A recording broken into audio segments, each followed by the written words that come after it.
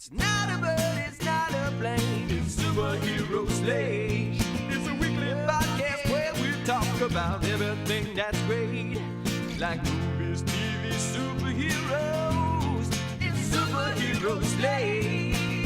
Oh yeah. Hello, everyone, and welcome to Superhero Slate, the show where we run down the latest superhero entertainment news. We love TV, movies, and superheroes, so let's talk it all out. My name is Chris. And my name is Mike.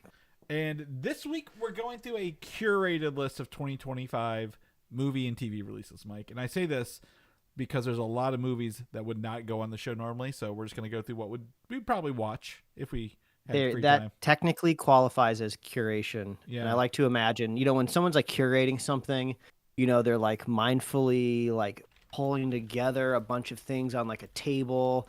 Maybe they're like setting pieces for like a wedding or something, really curating the decorations, and Chris is copying and pasting a list and deleting a few things. I dumped all those M&Ms into a bowl, and I'm only picking out the blue ones, is essentially what it felt like. So we're going to go through that. Jason Momoa finally cast as Lobo. I feel like we get a lot of fan castings, and maybe like 1% come true, and I feel like this is like maybe that 1% come to life again. Yeah. Yes. Because James Gunn does what he wants, because he pretty much owns all that. Also, the DCU gives us our first Batman tease in Creature Commandos this week, which has lit the internet up in a few ways. So we'll talk about that in the show and more. Yes. Chris, you're getting lit up in a different way. Yeah. I happen to, long story, but not a long story. They passed a law out here in Los Angeles like a year ago, and it just starts to go into effect this year, where you can actually get a ticket for it, where every crosswalk, you're not going to be able to park on the street within 20 feet of it. It's supposed to be improving visibility at all intersections, and it's supposed to lower the chance of like hit and runs and mortalities and stuff, like 14% or something like that, right? So that kind of goes into effect this year, but I hardly knew about it except for like one random TikTok that came across my like For You page that told me like, oh, it's going into effect soon. I was like, oh my God, I didn't even know. And like, they're not even doing a lot of work to like repaint curbs very quickly. So like you could like be parking in like a non-red curb and still get a ticket. It's crazy. Yeah. But I was looking in the comments on the TikTok page, and someone's just like, wow, like I didn't know about this. And someone's like, it's been on the news like all year. And I read that comment and I realized I never watch the news, especially local news. I get all of my information from the internet, like from true TikTok. Millennial, and yes, and I'm sure Gen Z does as well. So like, I don't even like, I'm a cord cutter. I don't even know how to get the local news for Los Angeles out here on my TV. I'm sure there's some like random like app I can put on my Roku that'll like get it to me for free, where I don't have to sign in or something. But like, I'm not going to track that down. But long story short is I just don't engage with like the news. And that also includes the Weather Channel, unless something gets big enough to where it pops up as a clip on my YouTube suggestions. So last night, we're like scrolling through YouTube looking for like a couple short things to watch before we go to bed. And I see there's like a little clip from like, I think like a local news station out of like Kansas or something, where they're talking about like this snowstorm that's coming through. And I was like, hey, wait a minute. Chris mentioned something about this a couple days ago. He was like, we're going to have to record early. Yeah. And everyone's like, oh, it's just a little snow, Chris. What could possibly be the concern about a little snow, Mike? But what did you find out about the snowstorm? Well, I sent a picture because they show like, the banding, right? The colored like loops that show you like what's going to be what amount of ice or snow. And there's like this thin strip right in the middle that's like the worst of it.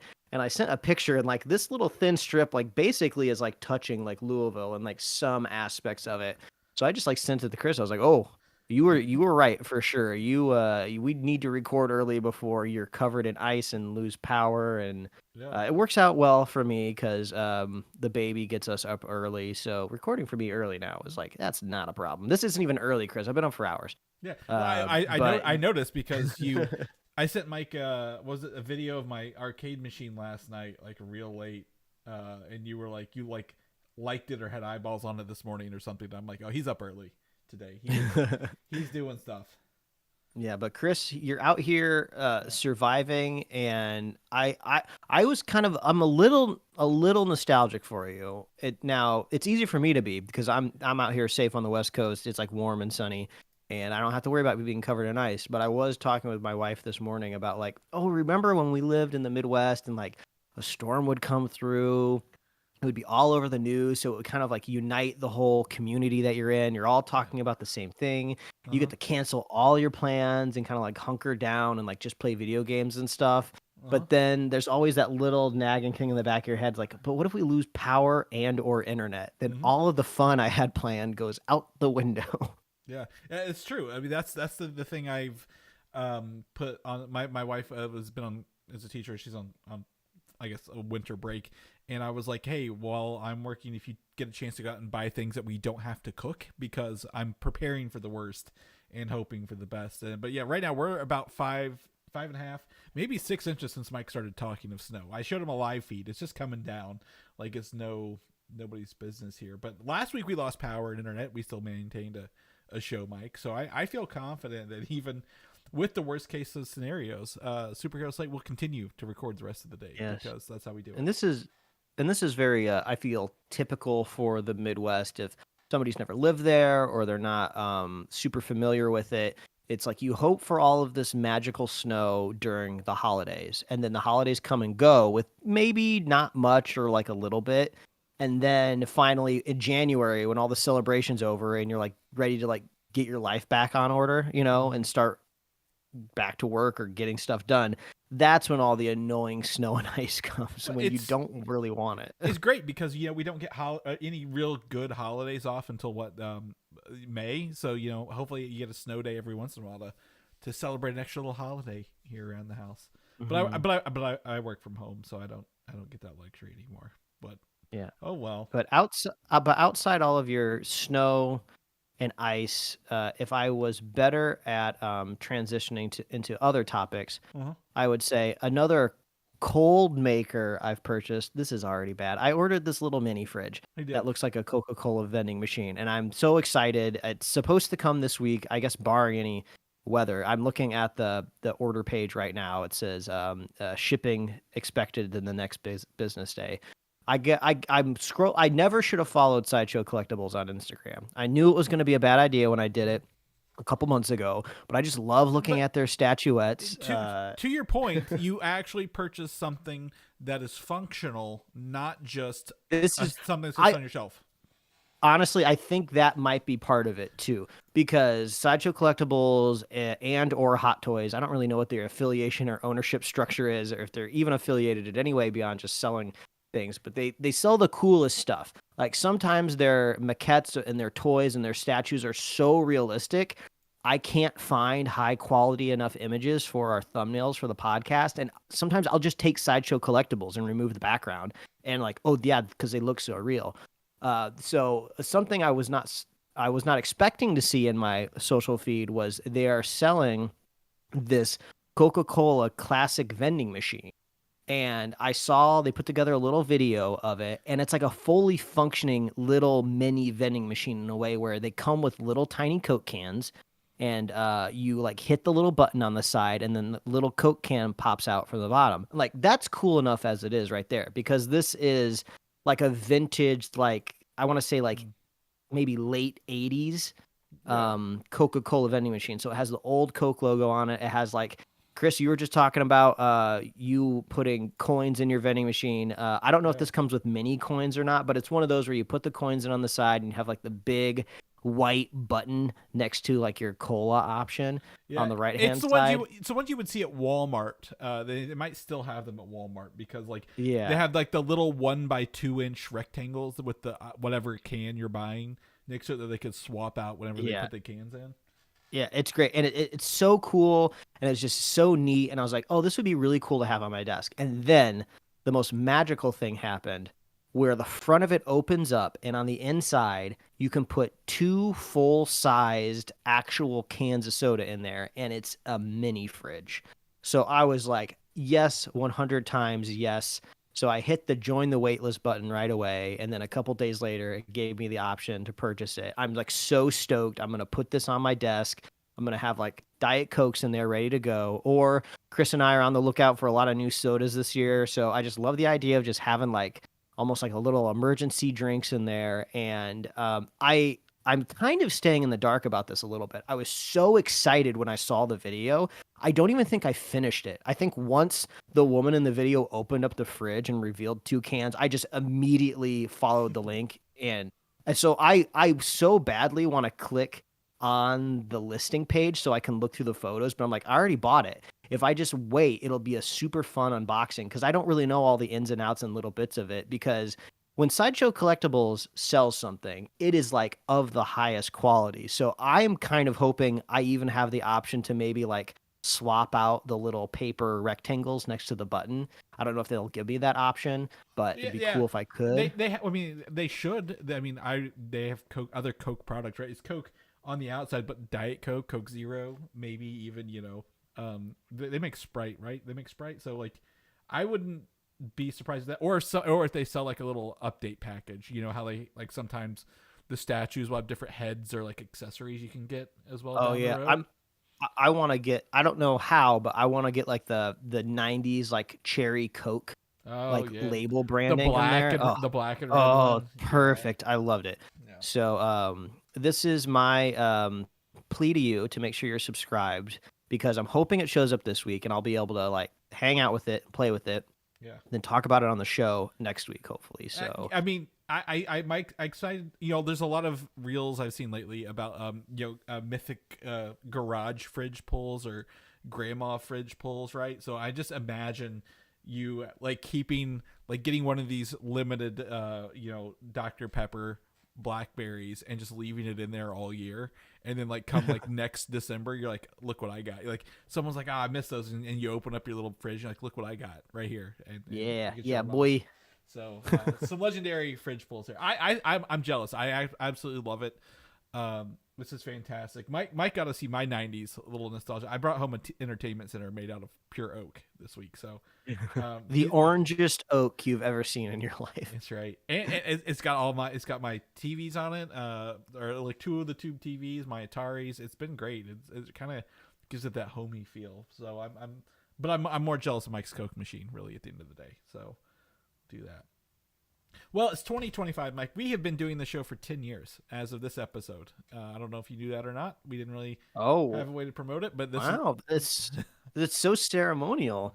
Yeah. My daughter just turned 6 months old today. Yeah. So maybe we can start doing that thing that those like driverless car engineers did a long time ago, where like, oh, when my baby starts crawling, I need this autonomous car to move at crawling speed, and so on and so forth. So I don't know what that means in the form of like a human baby. I don't either. But once she starts crawling, are we supposed to like, I don't know, get our first like Spotify deal or something? Yeah, I mean, I'd be okay with that. Yeah, I'd take any deal at this point. But yeah, no, we can look at it. We can use this as a range for her. Where she's at. We can do updates where we're at. But like 10 years doesn't feel like it. Feels like a blink of an eye. Really, if I was gonna be honest. To me, it perpetually just feels like we've been doing the show for like 5 years.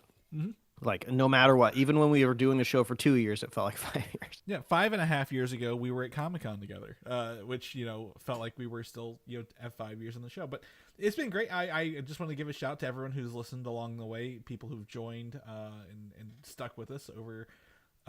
Maybe not the full 10 years, but I do appreciate it, and I know Mike does as well. We have a good time, so we're gonna keep on. Every time they keep announcing more movies farther and farther out, we keep renewing the show. So that's what we're gonna be doing. But I want to go into 2025, looking at our release calendar, because to me it's important to kind of give you guys a heads up of what's coming, because a lot of people don't know. I mean, if I went to ask, we always do Mike's mom test. Mike's mom, what is coming out movie-wise this year? She'd have no idea, right? She wouldn't tell me.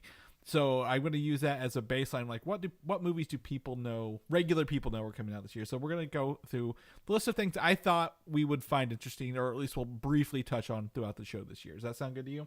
Mm-hmm. Yeah, it sounds great. First up, nothing in January that we're gonna watch, but February 14th, a mere 5 weeks away. Captain America: Brave New World, Mike. Very excited to get this out of here. It's been delayed forever. It's been reshot. It's been retweaked.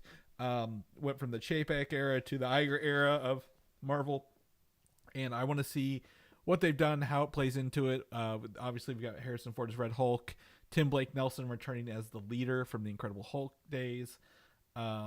Excited to see kind of what they're holding back and hiding from us along the way when that comes out next month. Yeah, really, really solidifying even more that Valentine's release. Used to not be the home for big movies, but now they've recaptured the holiday. Yeah, and I think one of the other movie that we're not going to talk about this is going up against this, which shows me it's going to be a pretty good weekend, is Paddington 3, Paddington in Peru, Mike. So Valentine's Day is going to be great. Moving on, the following month we got 2 movies we might talk about in passing. I'm more curious about these than like in the show. Number 1, April 4th is Minecraft, and April 18th is Mickey 17. So Minecraft, I just have curiosity more than anything about this movie, Mike. I'm not a Minecraft player. I've never delved into it. I'm very familiar with the concept, but I've never delved into it. But I want to see what they pulled out for this movie, right? Jack Black, Jason Momoa. Obviously, we all love Jack Black, but I would, and this is going to be so mean, I want to see him in a good movie at some point in the near future. I love that he's getting these huge paychecks. He's hilarious. He's still doing Tenacious D, which is great because it's not like he's not doing great work outside of the camera. But man, like, I wasn't a huge fan of the Mario movie. We couldn't even finish his Santa Claus Satan movie that came out like on Paramount Plus last year. I feel like I'm probably not gonna like this movie either. He's got Anaconda coming out with Paul Rudd. That actually might be cool. I'm like one of the few people out there that like binged Anaconda as a child. I feel I can't fault Jack. He's trying everything right now. He's trying everything. But this is completely off. After watching him in the Minecraft trailer, I'm worried about his health. I'm like, maybe he should, he's kind of ballooning up, and I'm like, buddy, you're getting up there in age. Maybe you need to work on your health a little bit more than being Minecraft the movie. It's neither here nor there, but I'm like, yeah, I like to see more Jack Black for the foreseeable future, right? So yeah. I have no idea what this movie's going to be like. It could be fine. Obviously, we're not the audience for this. We're not Minecraft people, so we'll see what that comes. Mickey 17 is interesting. It's based on the book. Was it Mickey 7? And this is about a guy who finds like he's been cloned to go do dangerous missions, and after his clone dies, another one comes to life. Very much like the movie Moon from years ago. Also, what's the Tom Cruise movie that was kind of like that? Wasn't he a clone in that as well? Are you thinking Lived Yeah, Pete or no, the one where he has like a bunch of versions of him, and they're all in charge of kind of monitoring different portions of this like planet. It's got like the white futuristic motorbikes or yeah. I don't remember what it was cool. I like that movie though. Yeah. So, but one of the clones, Mickey 17, ends up not dying, and then they bring another clone back to life. So they're going to deal with that. It's directed by Bong Joon-ho. I think it's his first movie since Parasite, right? So yeah, Parasite was his last movie. So it's his first movie since Parasite. So very excited to see what this one's about. Really, I'm excited to see what he brings to the table with this. And Robert Pattinson, obviously, he's a great actor. And has finally shed, I feel, the Twilight days behind him as he goes and does some better stuff. He's Batman. He's Batman.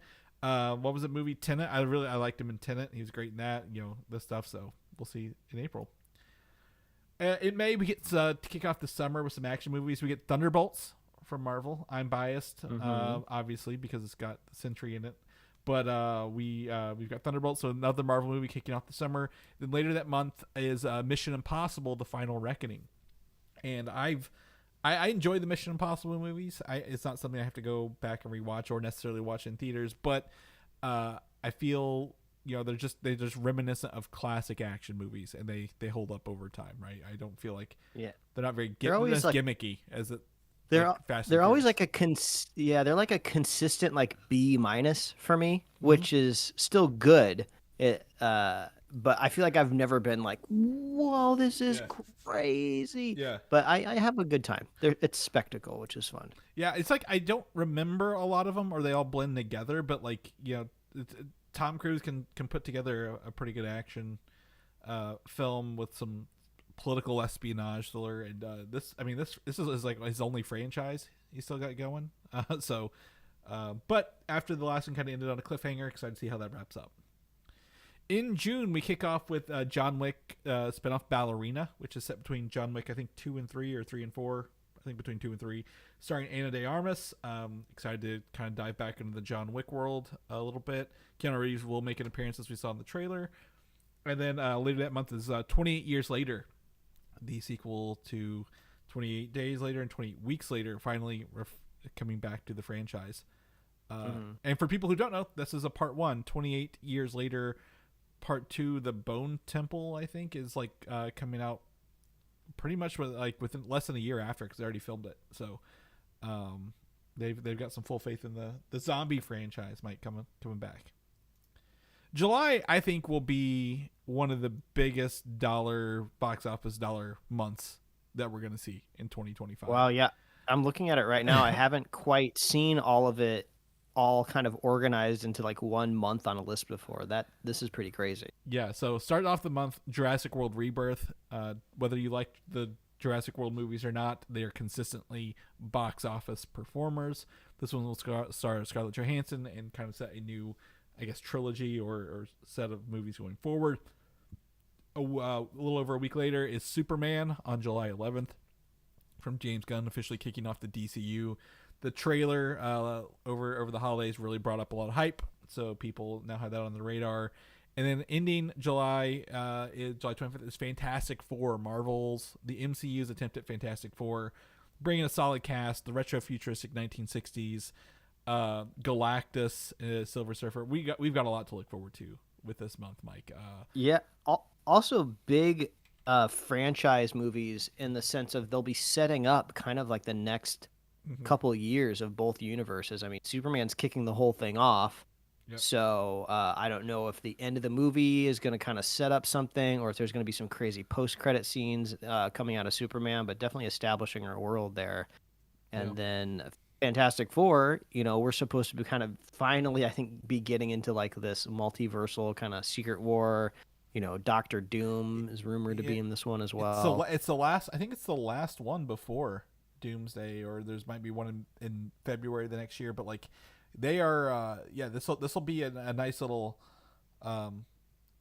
comma, in the sentence before Doomsday, I guess maybe. But it's also supposed to be our first good Fantastic Four movie, Mike. That's what we're hoping for, right? We need a good one finally after all this time. But all three, I think, will be box office performers. We're excited to. I'm excited for July, and then at the end of the month, as always, Comic-Con, Mike. So we're gonna get even more news for the future. Kind of feeding out of those. We skip a couple months. In October, we have Tron Ares coming out of the sequel to Tron Legacy, and coming in with Jared Leto. Ew. I hate it. It feels bad. But I like I like the Tron world. I like the futuristic, the scenes that we saw leaked from D23 looked awesome. So we got Tron Ares, and obviously Nine Inch Nails doing the soundtrack off that one. And then the end of October is Mortal Kombat 2. Finally, the sequel to the Max movie, Mortal Kombat, coming to theaters this time due to the success of the first one. So I'm excited for Mortal Kombat because you know what? You don't have to do it with Mortal Kombat movies, Mike. You don't have to think. You just got to watch them punch. Care about them, yeah. Yeah, that is going to be the only thing I will say right now. If they do not actually have a Mortal Kombat tournament, I'm out. Like they did the first one without the Mortal Kombat tournament. They were building the one, so they need to do it in the second one. So let's cross our fingers. They do it and bring some good stuff in there. November, we get into the Predator Badlands, which is a sequel in the franchise to Prey, which came out on Hulu a couple years ago. Surprise hit. Love Prey. Great movie. Great return to the Predator franchise. So this is coming out November 7th. And later in the month, November 21st, is The Running Man, which I don't know if you ever watched The Running Man from the late 80s, Mike, with Arnold Schwarzenegger, where he's in like the No, actually, Deadly Game Show. that's like a weird kind of gap in my Schwarzenegger film franchise. Okay. Well, I highly recommend The Running Man from 1987, I think it was. Essentially, they kidnap Arnold Schwarzenegger, put him in this game, kind of like it's like a video game. People are watching him, and he has to survive till the end, kind of thing. And it's one of those 80s future kind of things, kind of like everything's dystopian. So it's really fun. I recommend that. So we have a reboot coming at the end of November. And then into December, we have Five Nights at Freddy's 2.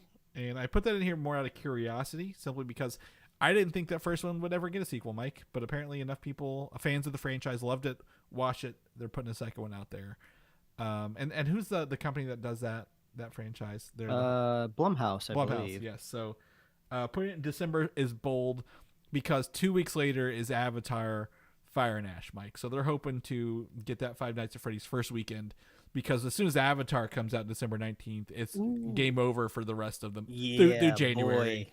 So we were putting away Christmas decorations yesterday, so I want to just kind of throw something up on the TV. So I put up The Way of Water. Mm-hmm. It's the first time that I had watched it outside of the IMAX screen that I had seen it on all those years ago. It felt like it came out, and I was like, man, I freaking love these movies. They're so cool. I always forget and underestimate how cool the Earth tech is, and I just love how effortlessly it's introduced into the story, right? And there's like this big upgrade from the first movie to like the second movie of all this like new tech, these like new robots that these Marines and scientists are just using. And I always feel bad being excited for it because like, oh, they're using it to like poach whales and steal their like brain jelly.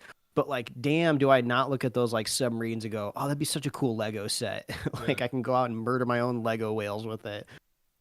So I'm down for this one. Looking forward to Fire and Ash. And that they actually use the boat as like a whole set piece at the end, right? Like it is the set piece for the final action scene of the movie. Yeah. Out of this whole list, Chris, what is like your single most anticipated and maybe single most like dark horsey, like if somehow you had to bet money on it and you wanted like the biggest return because nobody's expecting? I personally, it's Thunderbolts. I said I'm biased. I'm selfish. I know my favorite comic book character will be in there, so I'm biased towards that. I will give Fantastic Four another run up because I love the retro futuristic vibes. The dark horse here is gonna be probably Predator Badlands. I'm gonna say a lot of people probably don't know there's a Predator movie coming out, and drop it in November is gonna be pretty good for that.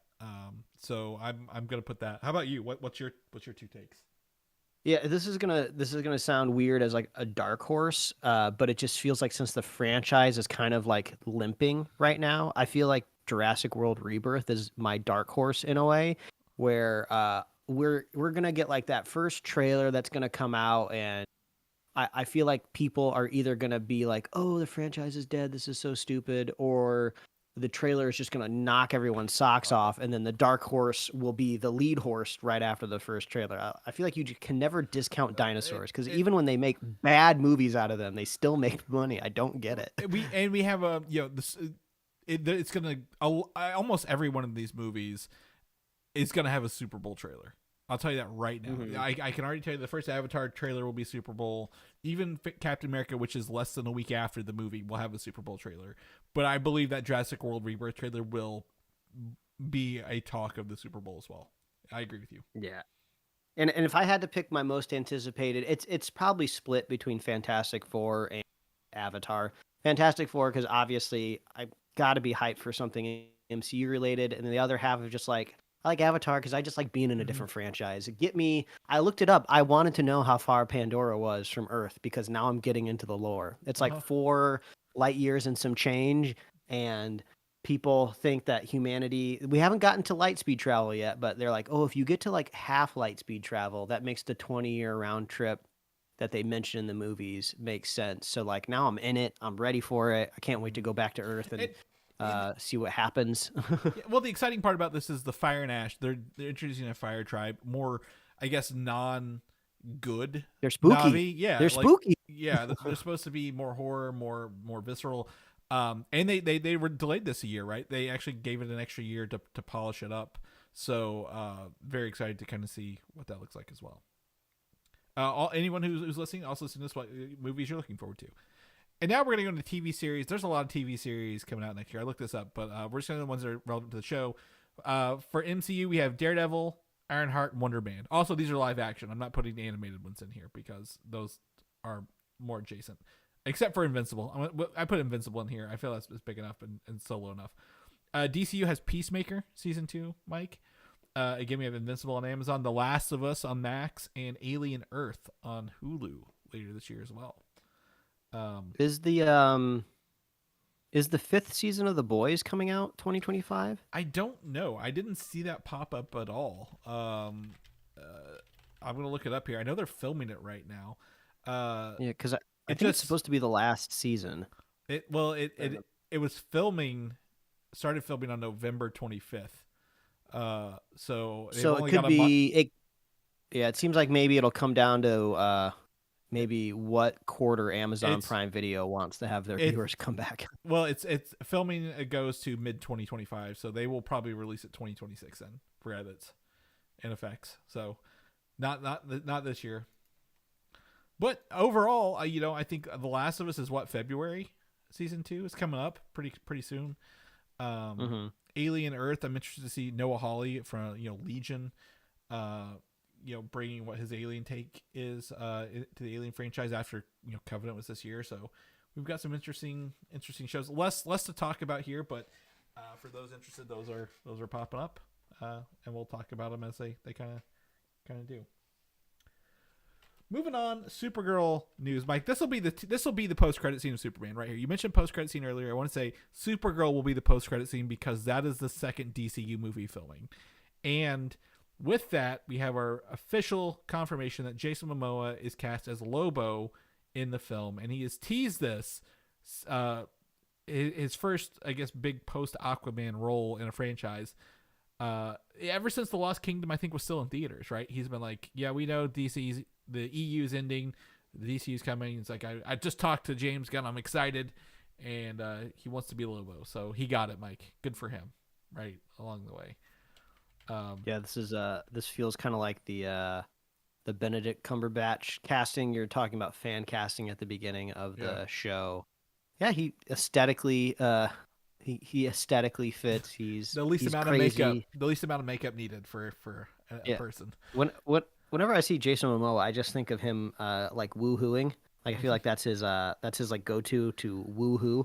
So I feel like a Lobo woohooing works for me. He's gonna every person is gonna be like, my man, and point at him. His space motorcycle is gonna be great. Exactly. So the reports are he will film for a few weeks, not the whole time. So he's probably not the main villain, but bigger than a cameo. So he'll probably be in maybe a third of the movie. Is what the kind of window is they're looking for there. And then for people who don't know, this is not the first live-action Lobo. He was a live-action character, I think, in Season 3 of Krypton. That was on Sci-Fi before this. So, Krypton. We always forget about you. Yeah. I mean, Sci-Fi didn't do them any justice. I don't even know where you can watch that show right now if you wanted to. But if you want to do your homework on that, you could. Lobo is essentially a big space bounty hunter, if you will. Like, imagine Dog the Bounty Hunter, but if he was an alien. And he might be an alien. I don't know yet. But so kind of fits a role. I just thought of this, Mike. He's the villain in Fast 10 and Fast 11. Is Fast 10 2 coming out this year? 2026. Oh. It's 2026. They got another year. I was like, man, that would be another big money maker, I guess, at the box office. But it's 2026. Moving on in the DC realm, again, we talked about this last week. Clayface is officially been picked up by DCU to be the third movie in the DCU, and they're currently looking for a director, and it might start shooting literally the end of January this month or the beginning of February, since the script is already done, right? James Gunn said he won't greenlight anything until the script's done. So he's got to hire a director, and then he's got to film the script and go along with that.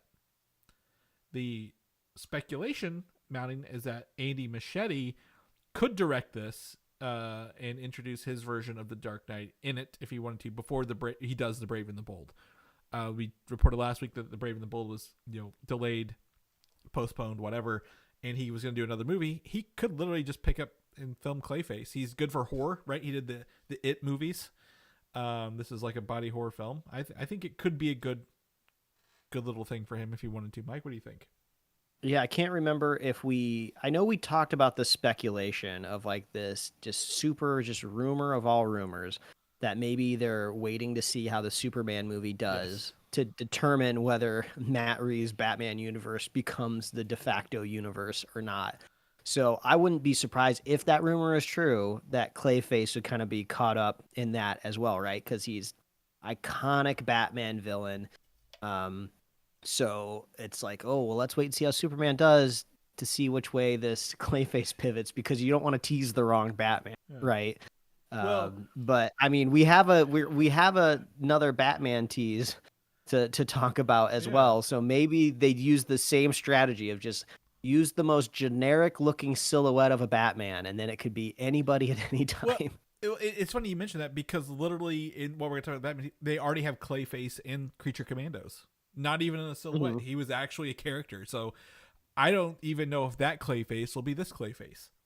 Right? Like, I assume it's DC. We're assuming it's DCU. We assume it might be, there's multiple Clayfaces, but like, if we do get it, and I think it should still just be body horror face, and like try not to connect it maybe to the larger universe, right? Some of those standalones work pretty well in that regard, so maybe they could. But I think Andy Muschietti would be fine. I don't hold the Flash against him. Many people would be forgiven for remembering the Flash is even a movie, because I haven't thought about it since I left the theater. Have you? I mean, that movie was so marred by the controversy around Ezra Miller. Everyone hated that movie, but I didn't hate it. Yeah. But, I mean, it didn't stick around. Like you said, didn't have any stickiness in my brain, but like, I thought it was directed fine. No, it's a competent movie. It went through 6 directors and 7 release dates before it came out, right? So he was just the last person he's the bottom one on the totem pole who's like, yeah, I'll take the job. And I'll get it done. So I don't think it's bad. I agree. I don't think it's bad. I think it's just doesn't land. It's just not that good. But it's not like the worst thing. I watched Madam Web, Mike. I paid to watch Madam Web. And so I've seen worse movies within a year of that. So, but Andy Muschietti, I think he's a fine director. I think he does good stuff, and it would be a good job for Clayface. If anyone else has any horror directors they'd like to see do Clayface, let us know. Maybe they take Lee Winnell, who's doing the Wolfman movie that's coming out this month. He can do it as well. But Creature Commandos. Let's talk about Creature Commandos, because I'm caught up, Mike. There's one episode left, and this last week was the backstory of Dr. Phosphorus, voiced by Alan Tudyk, and then also given the likeness of Alan Tudyk when his human form. And at some point, he essentially gets he becomes like a big crime boss. He's killing people, and it looks like he is captured and taken in by Batman. We don't see that happen. We just see him look at the skylight, the lightning flashes. We see a Batman silhouette, and that is the Batman we get, Mike. You gotta pull out a lot of this 1 second, 1 frame thing that doesn't even move. So yep, and that's exactly what I did. I pulled up the 1 frame, zoomed in, enhanced, tried to find the most high resolution version that I could find, and even then it was just, this is just the most generic Batman ever. And I'm sure that was the strategic choice. They had a whole meeting about what this Batman was supposed to look like, and they were like, we think maybe our Batman's gonna kind of be maybe beefier, than, because I wouldn't say this would be a Matt Reeves Batman. Seems to be a bit thicker. Yeah. So James Gunn's even gotten to say, like, he's like, I disapproved a bunch of Batman designs because we didn't want to give too many, commit to too many details. And when you look at this, like, literally, Mike, it's black and blue. That's the only 2 colors you get out of this guy. The cape behind him and his belt make him look like he's got a beer belly. Like, it looks like if you got Brandon Gleeson in a Batman suit and said, "Stand up here while we take your silhouette." It's what it looks like, but that's just the that's just the lighting and the coloring, right? If you take off his utility belt, which is one, that's a good thing, and the cape behind his left arm there, he's probably just a muscular dude standing up there. And I can't draw anything out of this other than, hey, Batman took down a very, very dangerous villain somehow, because Dr. Phosphorus is shown to literally melt his hand through people's faces and bodies several times, stop bullets. So it means he's really good at, fighting villains. Is that what we're getting at here along the way? Mm-hmm. And then I just want to call out, this is not the first time we've seen Batman in this show. People, you use your titles for your clickbaits. I don't give a shit. But in an earlier episodes, when Cersei's giving visions to Amanda Waller of the future, we actually get to see a version of Batman impaled on a spike when all the heroes have been killed around him. And guess what? It's black and red Batman this time, and just as nondescript as the other ones. So I think, Mike, if you don't show your daughter any Batman content for the next 3 years, and at 3 years old you ask her, hey, who is this character, and show her a picture of Batman, she'd probably know who it was. Like, I feel like Batman's silhouette is just so iconic, they would know. That's a good experiment. We'll switch over from the mom test to the toddler test. Like being like, what pop culture has like seeped into your brain just from me taking you to daycare? Yeah. Exactly. But Creature Commandos got one episode left. I will say I'm gonna go ahead and give it another ding against it, Mike. How every episode is a flashback for everyone's origin story in this team, but how many tragic villains can we have in a show? Right? Like literally everyone's got a tragic backstory. We should feel bad for them, except for Frankenstein. I guess. He's just evil. Sometimes it's hard to tell what their motives are in this show.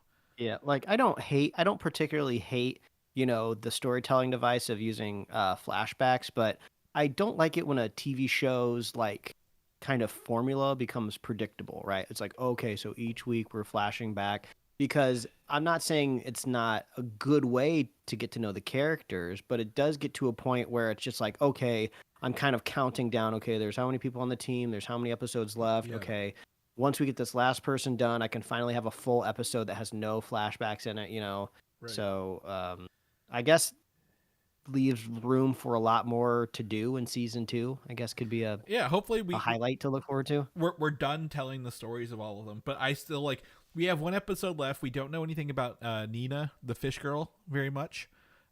We haven't got Rick Flag's backstory either. There's a lot going on. They're gonna have to finish up in this last episode. Again, I'm still watching it. I don't hate it, but it's a passive watch for me right now until. Hey, that's an improvement. When we first talked about it after the first couple episodes aired, you were much more negative on the show. So I guess it's growing on you a little bit. No, I feel the same, but it's just one of those things. I'm like, I don't want to hear the band Gorgle Bordello one more goddamn time in this show. Like literally every episode it was formulaic, right? As you said, it's just formulaic every episode. I'm like, come on, maybe the ending's gonna give me something really surprising and really cool, and we'll go down that road. So we'll see. But anyway, if you want to get your first several teases of Batmans and the DCU characters, take a look at the show. They've got them in droves.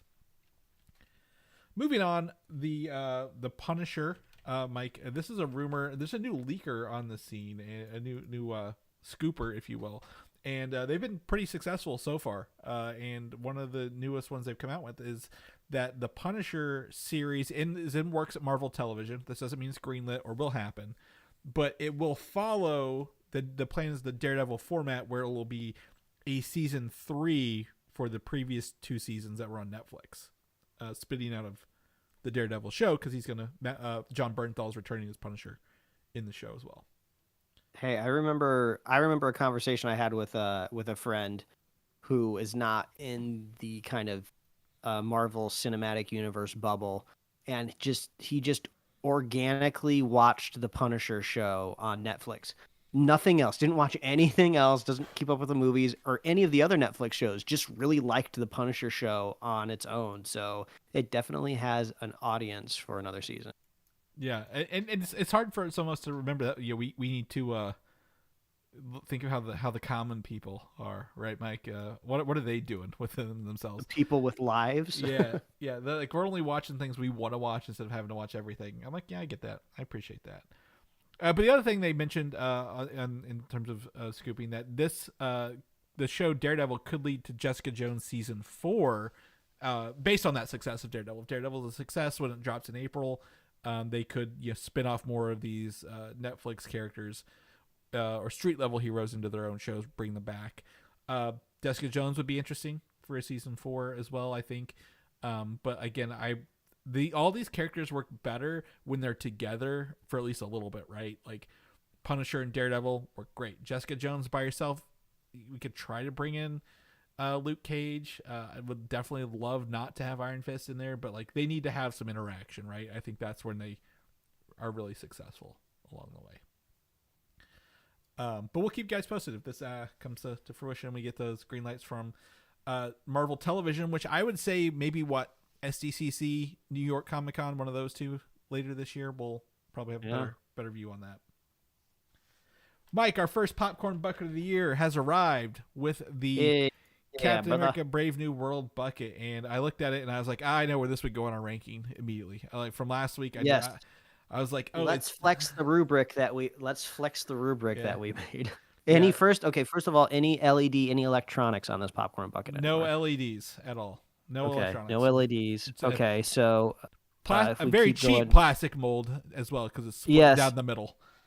Yes, not the coolest looking mold I've ever seen, but obviously the thing that we're not talking about is that this is a head with a hole. It's a helmet. You lift the helmet up. You have the popcorn in it. It's got some see-through plastic in the front. Very reminiscent of the Ant-Man head popcorn bucket from a couple years ago and all the other ones. So it would be down in the C tier? I think it is C tier for the last one. So now, one thing that could give this bonus points, and I don't know if this person is holding like a rough mold or cast of it, because it does look workshop, like it looks like our collector thing. And then with the flap open, maybe this theory doesn't work, but if the seam was down the middle, if the helmet was able to come apart and relatch on your head, so it would kind of be something that you could wear. Now we're kind of in a different category. We're getting a little bit more original with it. Maybe we could bump it up a tier, but it doesn't feel like that's. Yeah, I think if it had the lights on the eyes, I would probably put it at the top of the C tier. Maybe bottom of the B tier. Or something to do with like it's got the little air hose because obviously the Falcon / Captain America will be flying in the upper atmospheres and faster speeds, so they need the oxygen tube. If they did something with that rather than just plastic, but it's pretty much just put it on your shelf with someone's head and fill it with popcorn if you want to. I'm not real in love with it, but it is our first one of the year, so hopefully we get to see some more ones come out through this. Also, Japan has revealed, I believe it's pronounced a Toso cup that you can get, where it is essentially looks like a bowl shape, a cup that you would eat or drink out of in Japan, in the shape of Captain America's shield, which I thought, hey, points for that. That's a pretty fun way to use the shield over there. I thought it would have been kind of cool because, one of the early kind of promotional image we saw was like Red Hulk's like fist kind of like crunching the shield a little bit. I thought it'd be kind of cool if it was like the Red Hulk's hand crunching the shield into the shape of a bowl. Kind of when you see those people do those like things where you take an old record and you kind of melt it over a bowl. Oh, yeah. And it kind of has like that wavy pattern and like that could have been cool. Well, so one of my favorite ones, I have a Hulk fist, I believe it's from Thor Ragnarok, that, is a popcorn holder. But, like, what if you had the Hulk fist you put your hand in and it was a cup holder and then the shield was your popcorn bowl? Like, that'd be cool. Like, together, like, as, like, here's your drink holder, here's your popcorn thing. So, there's a lot of opportunities here, but it feels missed out. But Japan, using the shield for different things, love it. Lastly, in the Captain America Brave New World, if you're into some merch that you're probably going to buy at Walmart or Target, maybe even Kohl's, we've got some designs for the leader. Burn. That's the sickest, most direct burn for the stuff I'm looking at right now. Yeah, and everyone's going to understand as soon as they see it too. They're like, yeah, I get it. But we've got the leader, played by Tim Blake Nelson, our first look at him in promo art, and Red Hulk. He looks like the leader in the comic books, right? Just maybe not like the head is tall and he's got a little more hair, but like I'm like that matches up. Looks to be prosthetic based as well. We've heard that before, rather than CGI, and then the Red Hulk. So if you're into red and green, these Christmas colors, they just missed it. Should have done it last month, but you can take a look at those clothes here, Mike. Yeah, it wasn't as clear until I kind of saw this gallery of images of just like, was this supposed to be a Hulk movie that they just weren't allowed to make, so they turned it into a Captain America movie? Because that's what it feels like. I'm just looking at Hulk villains. Well, I think it's like if you merge a Captain America movie and a Hulk movie together, because it's got the political part of a Captain America movie, and and Eternals too, because of the hand sticking out of the ocean. So it's kind of a catch-all, if you will, to kind of wrap up some loose threads and maybe set some new ones going forward. I wonder if they're gonna put She-Hulk in there after, because of all the Hulks they have supposedly going in this movie. Yeah, or any other Hulk. Like, are we gonna get like Nerd Hulk at all, or his supposed son, or anything? Yeah, it could be. It could be. So, yeah, you can check that out in here. So we get the leader and Red Hulk, both Hulk blood powered people. Speaking of clothes, another merch, first drop of Fantastic Four First Steps merch. This is something I feel like I'd find at the Disney parks or Disney store out the gate, and it is the banners from San Diego Comic-Con put together in a shirt with each silhouette of the Human Torch, Reed Richards, Sue Storm, Ben Grimm, and it says heroes, scientists, explorers, protectors. I love this shirt, Mike. This is this is just a great design. I love the artwork, the print. Were you about to say it's a fantastic shirt? Because I didn't. I should have. It looks like, to me, it looks like the back of the shirt. So now I'm really curious what's on the front of it. Is it just going to be like a nice little kind of like monogram, like logo on the chest? I think that'd be cool. Yeah. Just the four. I mean, it's a very thin like line type for the four as well, right? Like it's not extravagant. It's more of a triangle.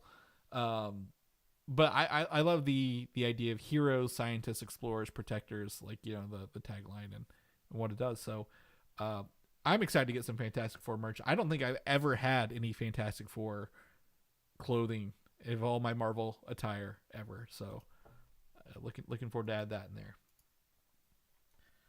Moving on, Avengers Doomsday. We know it's 2025. They're going to be filming. They're going to start shooting this March through August in the UK for Avengers Doomsday, the first Avengers movie coming out next May. Now, I will put a note here. These production weeklies or production monthlies, whatever they're called, they could include sub-production units, not just the full cast the full time, right? Like getting the close-ups, you know, filming the static shots, the everything else, not just, oh, we have all the actors here doing all the stuff. But I expect around March to April, we're going to start seeing more and more leaked photos or like who's in London and stuff like that to kind of build up this list of people who are going to be in these Avengers movies, both Doomsday and Secret Wars. And then lastly, we got an image, I guess it's from the website of the production monthly, I guess, or what it is, showing Avengers Doomsday, the cast that are expected to be in here, including obviously Robert Downey Jr., Pedro Pascal, Vanessa Kirby, Joseph Quinn, Evan Moss, Tom Holland, Elizabeth Olsen, Sebastian Stan, Florence Pugh, Wyatt Russell, David Harbour, Hannah John Kamen, Olga Kurylenko, Chris Evans, Anthony Mackie, Benedict Cumberbatch, Haley Atwell, and then at the end it says Anna de Armas is mentioned for a role. So I don't know what that means or why that's in parentheses at the end of this. But like, you know, then this was posted 12/12, so like obviously it is kind of along the way. Will it be, you know, is this true? Do they just send a list of potential actors? I don't know, Mike, but I'm excited to kind of start this filming production as we get closer to it, right? Yeah, this is the Avengers Doomsday is like the busiest rumor mill out there right now. People clocking in 24-hour shifts on this one, so you can make anything up with the Avengers Doomsday because it's all It's all theoretically possible. This is Secret Wars. You could literally any character who has been in this along the way could be in here. But knowing this is Doomsday, this is probably prepping for Secret Wars. So I think Secret Wars will probably have more of the variants, right? The return of Hugh Jackman, the Tobey Maguire, the other things. So this will be the setup for the payoff in Secret Wars. But Ana de Armas as a cast, I was like, I don't even know who she'd be in this movie at the end of the day. I was sitting there thinking, I'm like, who? Like, would she be a variant of a character we already know? Maybe possibly a mutant from another universe? I don't know. Now, there is in the comic books a character called a character is called Black Swans. And the Black Swans are essentially the heralds of Doom as he's like trying to save the multiverse. So she could be possibly a Black Swan, like someone who's like, I work for Doom, and I'm here to prepare your world for either being destroyed or being merged with ours, one of the two, whatever they decide to do with in this for Secret Wars. So I could see that. That'd be interesting. Moving on, last bit of news here for the day. Star Wars. Mike, we haven't had Star Wars in a while. I've actually been watching Skeleton Crew. We've been doing it in 2-episode batches. Highly recommend to do 2-episode batches. I feel like they're paired together really well. Having a good time. Just not connected to any other Star Wars. Really, really good journey. Recommend it. But Sean Levy, who has been tied to one of the many rumored or announced Star Wars movies, whatever there are at this point, is apparently reportedly moving fast. And he quoted, literally after Deadpool and Wolverine came out last year, and yes, there's a Star Wars movie that I'm developing actually with our Adam Project screenwriter, Jonathan Tropper. You never know what's going to become undeniable and get made next. And the rumor tied to this moving very fast is that they've offered the lead role to a well-known A-list actor who is not Ray, what's her name? Daisy Ridley. Like this is a non-Ray movie at the end of the day. I thought you were going to say not Ryan Reynolds, because when I think Sean Levy, I just automatically think Ryan. And I don't know how I feel 100% about Sean Levy. It's kind of almost like how I feel about junk food in a way of like, I really like junk food, but I can go down like the snack aisle and like pull a bag of chips that I'll hate, but also pull a bag of chips that I really like. And pull a bag of chips like, oh, I like a couple of these, but I'm not going to finish it, right? Mm-hmm. So, like, Free Guy was a bag of chips that I didn't really want to finish. But Wolverine and Deadpool, they're really good. Some solid sour cream and cheddar ruffles right there. So, he's really good at making, like popcorn movies. And I liked the Adam Project, and I was shocked that it was just sequestered to Netflix when I watched it. Yeah. But I feel like I can't guarantee I'm going to love one of his movies, but kind of like when we were talking about James Gunn last week and the rumored quality of the Superman. James Gunn, he's always going to make like a predictable level of quality. Yeah. I feel like Sean Levy is there as well, but sometimes you're just hoping like, oh, but am I going to get a swing for the fences, just knockout hit here? I don't know.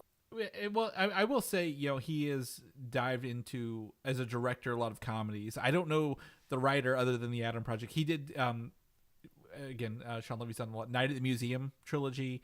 He also did Real Steel. Adam Project, I think, is pretty good. I agree with you. It's fairly good. I'm pulling up the writer right now. What was his name? Did I just put Jonathan Tropper? I'm trying to see what he did. He has done Irreplaceable You. No, he's a producer. Kodachrome. The movie, a comedy drama. This Is Where I Leave You. I never watched that. Did you ever watch that one?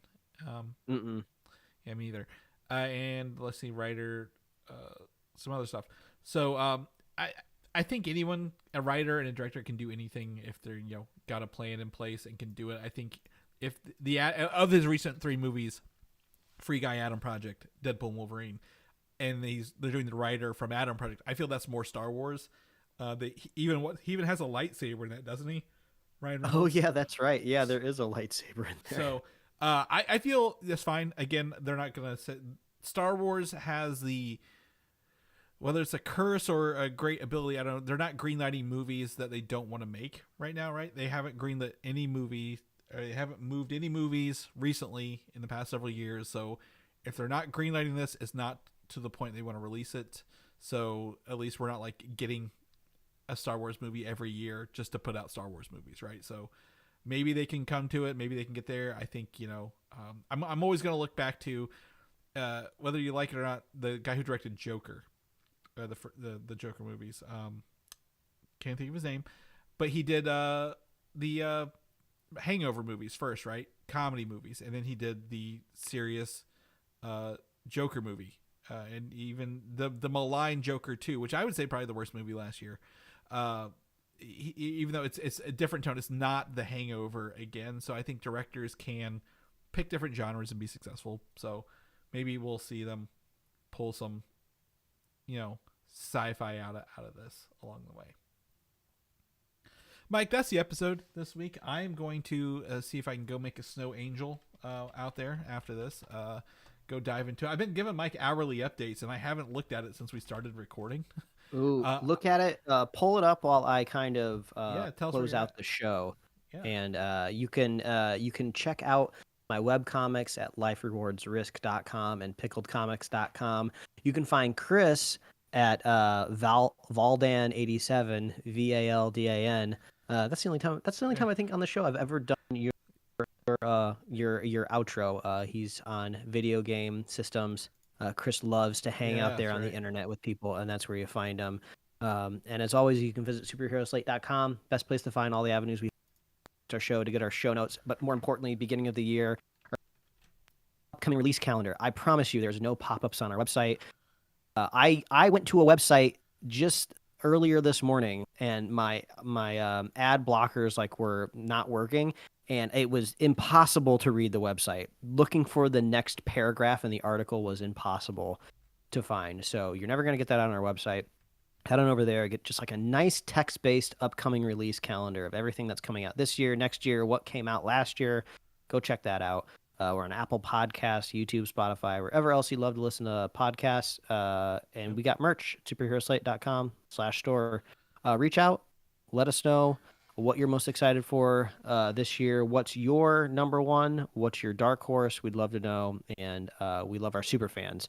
So if you want to be a super fan of the show, all you have to do is share the show with a friend, share the show with a buddy, and we'll be here every week pending ice storms. Chris, where are we at? Yes, I sent it to you in our group chat. If you pull that up here, because let me pull it up here. One of the things about our group chats, you can actually just slide through the photos. I send them all day. So this morning at 9:30, I'm like, oh, it's a little bit of snow and dusting to the grass, and then up, and you can watch my electrical box slowly get more and more covered. Yeah, it is. It looks like you're gaining like an inch every hour. Yeah, so it's still snowing lightly. It's less so. So now we're waiting for the ice part to come in and cover that. Well, really keep that snow under that ice for a little bit. But we're getting snow. We're making it. We got it through the show.